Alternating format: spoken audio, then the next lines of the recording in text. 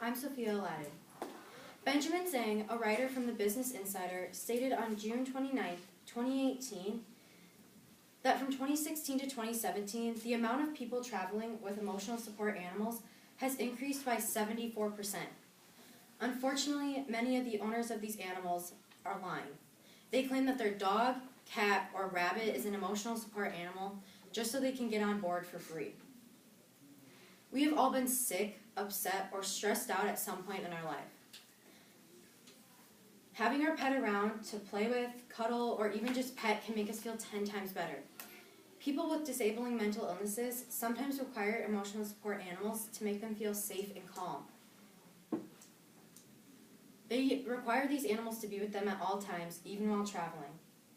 The amount of people traveling with emotional support animals on airlines has drastically increased.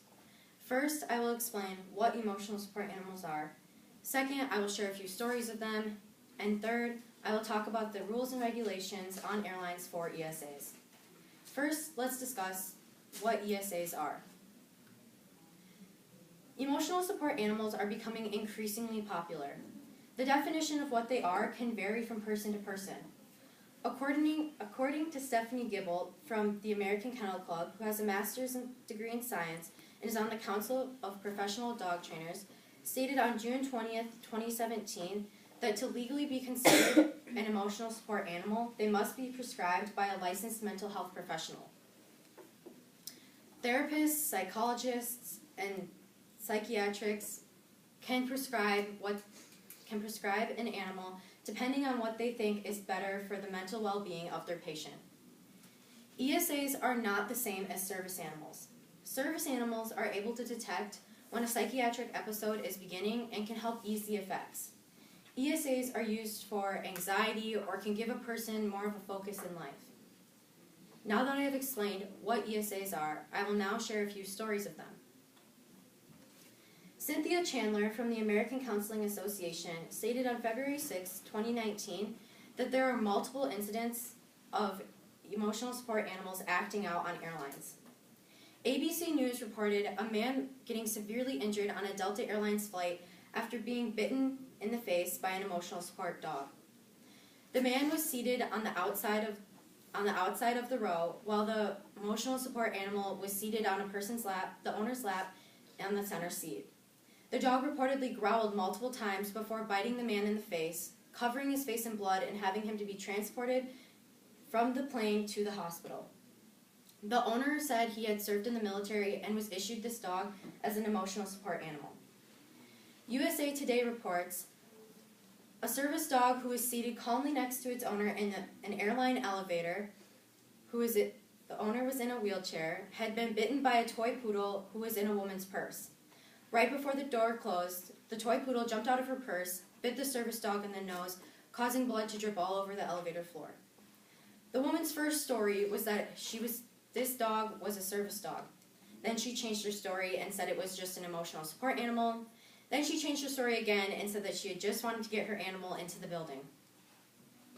Another incident occurred on Southwest Airlines when a 6-year-old girl was boarding a plane and was bitten in the face while she was walking down the aisle by an emotional support dog. The girl was examined for her injuries and declared healthy enough to continue the rest of her flight, but the dog and the owner were then removed from that flight.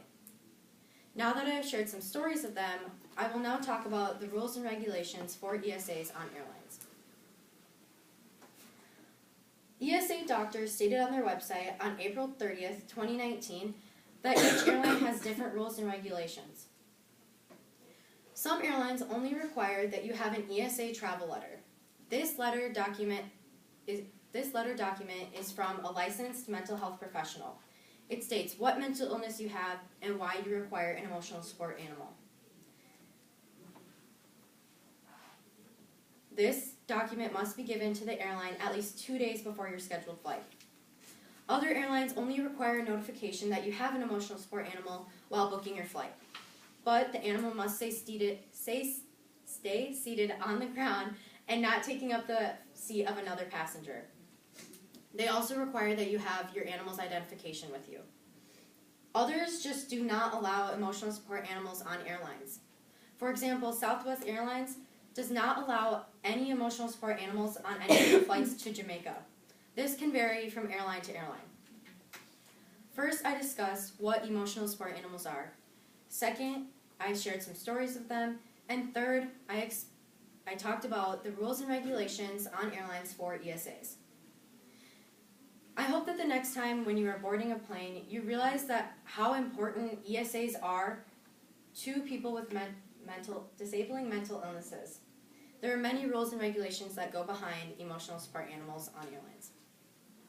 1, 2, 3.